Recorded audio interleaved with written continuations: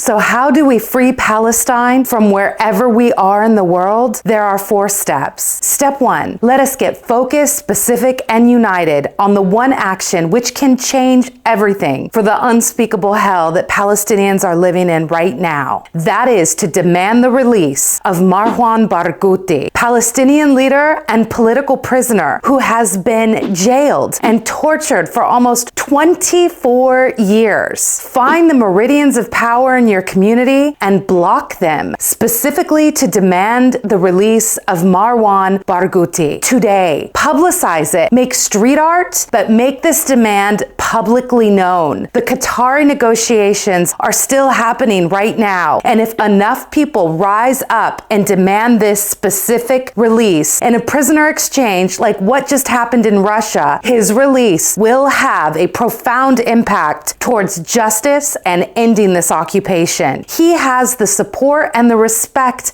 of the entire world, but he needs to be freed to lead. Free Barghouti and you will free Palestine. The manager of the campaign for Barghouti's release is Ahmed Graim. Please speak his name. Publicize Barghouti's quote from an editorial he wrote for the Washington Post where he said, "I am not a terrorist, but neither am I a pacifist. I do not seek to destroy Israel, but only to end its occupation of my country." Step 2, get new models as visible as possible. Doing the same thing is going to yield the same outcomes. So start talking about the new model of hyper-Semitism.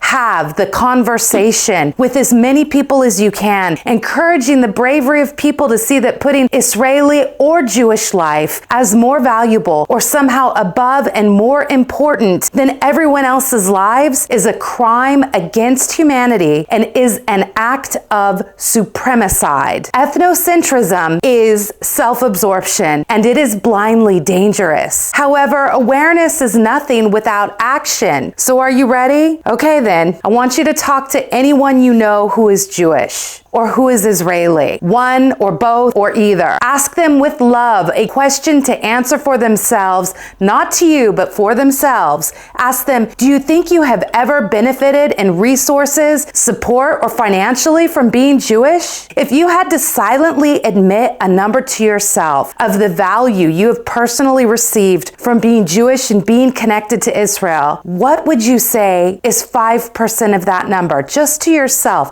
silently. You don't have to tell anyone, but just to be honest with yourself. Would you be willing to give that amount to save Palestinians' lives? Offer to connect them to people like my friends at Wear the Peace, Murad and Mustafa, the sons of refugees, who started an organization to work with entities and NGOs and organizations on the ground in Gaza to feed and protect human beings who are living through inconceivable genocide and famine. If you don't know anyone Jewish personally to have the conversation about hyper-Semitism with, then hashtag heal hyper-Semitism to any and every wealthy Jewish celebrity you know and ask them to give to Palestinians sincerely, without hatred in your heart, since it is their homeland that is killing Palestinians. Judaism needs to remember Tikkun Olam, a Hebrew phrase which means to heal the world, and start sharing all of their wealth and power to shatter this global iniquity. It is actually a centerpiece to Judaism, the concept of sharing one's wealth from the Talmud and the Torah. It is Jewish law to share it with those who are in need. So when Jerry Seinfeld says he has nothing to do with Gaza, he is lying straight through his comedian teeth, as he and any Jewish celebrity are directly complicit in having benefited immensely from Jewish power, wealth, and or resources. Remember, Jewish celebrities in America could save the world tomorrow, and especially Gaza, if they wanted to. But this would require them confronting their own ethnocentrism and insularity. So help them do that. Change happens from helping others be honest with themselves. Please actively blow up their socials calmly to request they help save lives, because unaddressed hyper-Semitism is at the root of Israel now putting the whole world at risk for World War III. And to that, step 3 is to stay informed and inspired tired. It is so easy to harden our hearts and hate Zionism. I get it. It's wrenching and abhorrent, but victory comes only to those who hold up the torch to illuminate and not to those who throw it to multiply destruction. We must lead, not multiply the problem. There's nothing you can fling at me that's going to delegitimize, first of all, my Judaism, and second of all, my support for Palestine. There is nothing you can say to me to make me betray Tikkun Olam so that I in some way justify collective punishment and mass violence being done to civilians. I am actually too Jewish for that. So please continue to challenge yourself to keep your heart open and calm. Stay in the beauty, even when you are the most upset. Then take action from that calm passion instead of letting it fester into rage within you. And then consider watching the profound documentary from my friend Leah Tzitzemel. It is called The Advocate, and I highly recommend you host a viewing group and then discuss it afterwards.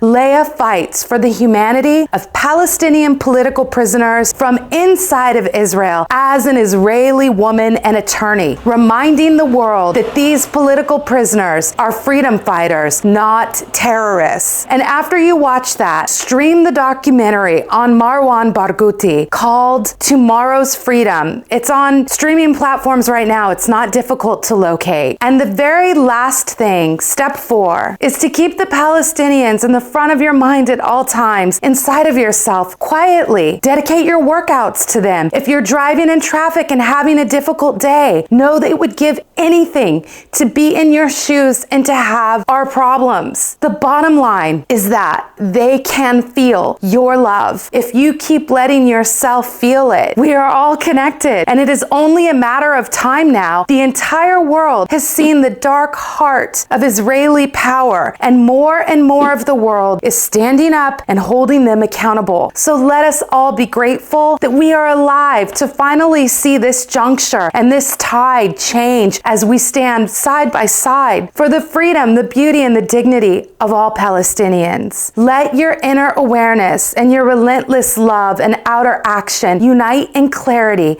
about this juncture in history that your life is a part of. We are a part of this together. Keep saying it, shouting it, writing it, living it.